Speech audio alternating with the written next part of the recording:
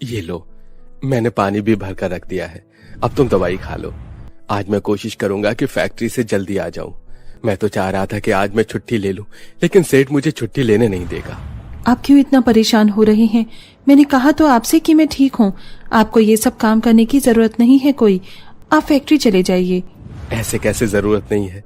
जब एक पति बीमार होता है तो पत्नी उसकी सेवा करती है। वैसे ही जब पत्नी बीमार होती है तो पति को भी तो उसकी सेवा करनी चाहिए। जल्दी से दवाई खा लो, वरना मैं काम पर नहीं जाऊंगा। माधव जानकी को दवाई खिलाता है और उसे सुलाकर रोज की तरह अपने काम पर निकल जाता है। जानकी अपने पति माधव के साथ गरीबी में रूखी सूखी खाकर जिंदगी काट रही थी, लेकिन माधव का प्यार जानकी के लिए धन दौलत से कम नहीं था। गरीबी में भी माधव जानकी को हमेशा खुश रखने की सारी कोशिश करता था। अरे तुम आ गए? मैं तुम्हें ही बुलाने के लिए आ रही थी। पता है आज मैंने तुम्हारा मनपसंद ब्रेकफास्ट बनाया है।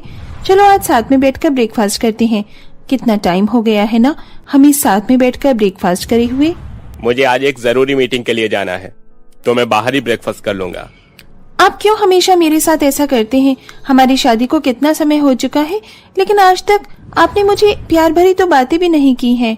अगर प्यार भरी बातें करने बैठूंगा तो पैसे कमाऊंगा कब? ये जो तुम इतनी महंगी महंगी साड़ियां गहने पहनती हो, हर रोज पार्टी क्लब में जाती हो, इन सब के लिए जो पैसे लगते हैं ना, उसे मैं कमाता हूँ। अगर एक दिन भी मैं घर पर बैठ गया ना तो जानती हो मेरा कितना नुकसान होगा। इतना कहकर रूपेश अपनी बड़ी सी गाड़ी में बैठता है और अपनी मीटिंग के लिए निकल जाता है। कहने को अलीशा के पास घर, जायदाद, धन दौलत सब कुछ था, लेकिन जो उसके पास नहीं था वो उसके पति का प्यार। अलीशा और जानकी का घर बिल्कुल आमने सामने ही था। पैसों की घमंड के चलते अलीशा जानकी और उसके पति को अपने सामने कुछ भी नहीं समझते थे और हमेशा छोटी मोटी बातों पर जानकी की गरीबी का मजाक उड़ाते थे। ऐसे ही समय गुजरता है और करवा चौथ का दिन करीब आ रहा होता है। सुनो, कल संडे है, कल तो आपकी छुट्टी रहेगी, तो क्यों ना कल हम साथ में शॉपिंग पर चले? वो अगले हफ्ते करवा चौथ आ रहा है ना, तो मुझे उसके लिए सामान लेना था। संडे होने का ये मतलब नहीं है कि मेरे पास कुछ काम नहीं है। संडे को भी मेरे पास बहुत काम रहता है। तुम्हें शॉपिंग पर ही जाना है ना, तो मेरा कार्ड ले लेना और चली जाना शॉपिंग पर। आपके पास मेरे लिए कुछ घंटे के लिए भी टाइम नहीं है? करवा चौथ की शॉपिंग के लिए सभी पत्नियां अपने पतियों के साथ जा रही हैं और एक मैं हूँ जो इस बार भी अकेले ही जाऊंगी। अगर तुम्हें पति का प्यार चाहिए था तो मुझसे शादी क्यों की? एक गरीब आदमी से शादी कर लेनी चाहिए थी ना, जब पता चलेगा आटे दाल का भाव। अलीशा को रुपेश की बात सुनकर काफी दुख होता है, लेकिन वो उसे कुछ नहीं कहती और अकेले ही करवा चौथ की शॉपिंग के लिए चली जाती है।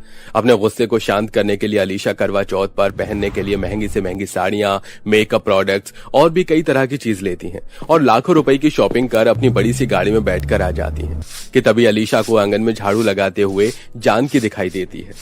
अब आएगा ना असली मजा, जब आग लगाती हूँ इसके अंदर में। आज देखती हूँ ये कैसे नहीं जलती मुझसे।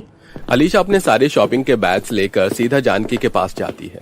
हाय जानकी, कैसी हो तुम? ये देखो मैंने करवा चौथ के लिए कितनी सारी शॉपिंग करी है। पता है आज मैंने पूरे 2 लाख रुपए की शॉपिंग की है और ये तो बस थोड़ी ही है। अभी तो मुझे बाकी की और भी शॉपिंग करनी है। वैसे तुमने क्या क्या ले लिया करवा चौथ के लिए? अभी तो मैंने कुछ भी नहीं लिया है, वो उनकी तनख्वाह नहीं मिली है ना, इसीलिए जैसे मिल जाएगी मैं भी अपने लिए एक साड़ी ले लूंगी। तुम बिल्कुल सही कह रही हो। वैसे भी तुम गरीबों की औकात ही क्या होती है। देखो अगर तुम्हें करवा चौथ पर साड़ी चाहिए तो मुझे बता देना, मेरे पास ढेर सारी साड़ियां हैं, एक तुम्हें भी दे दूंगी। इतनी सारी औरतों को दान करती हूँ तो क्या अपनी पड़ोसन को नहीं कर सकती मैं? चलो मैं चलती हूँ। वो क्या है ना, आज मेरे पार्लर में अपॉइंटमेंट थी। वैसे मैं खूबसूरत पहले से ही हूँ, लेकिन करवा चौथ के लिए बहुत ज्यादा सुंदर लगना चाहती हूँ। इतना कहकर अलीशा वहां से चली जाती है। जानकी अलीशा की आदतों से अच्छी तरह से वाकिफ थी, इसलिए अलीशा की बातों को नजरअंदाज करते हुए अपने घर के सारे काम करने लगती है। लेकिन अलीशा की ये सारी बातें जानकी का पति माधव सुन लेता है, जिसे सुन उसे काफी ज्यादा बुरा लगता है। जानकी को इन सभी बातों का कितना बुरा लगा होगा ना। वो बेचारी तो मुझसे कभी कुछ नहीं कहती, लेकिन मेरा भी तो फर्ज बनता है कि मैं उसके लिए कुछ करूं। माधव अपने सेठ से कुछ पैसे मांगता है, लेकिन सेठ उससे पैसे देने से मना कर देता है, जिसके चलते माधव के पास एक ही रास्ता बचता है। माधव अपनी एक पुरानी साइकिल से हर रोज फैक्ट्री जाया करता है। मानव के पास उस साइकिल को बेचने के अलावा कुछ नहीं होता, इसलिए वो साइकिल को बेचकर उससे मिलने वाले पैसों से जानकी के लिए साड़ी, चूड़ी और बिंदी लेकर आता है।